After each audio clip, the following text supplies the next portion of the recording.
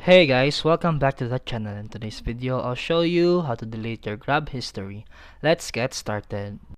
First, make sure you have the Grab app installed and logged in. Once inside the app, tap the activity at the bottom left corner. Now you'll see tabs like Transport, Food, Mart, and more. This is where all your past books and orders are stored. Unfortunately, Grab doesn't offer a built-in feature to delete your activity history directly from the app. But don't worry, you can request Grab to delete it for you. To do this, tap on Account at the bottom right. Then, scroll down and tap Help Center.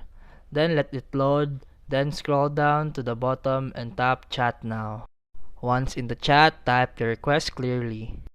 And that's it for today's video. If you found this helpful, please like and subscribe for more videos.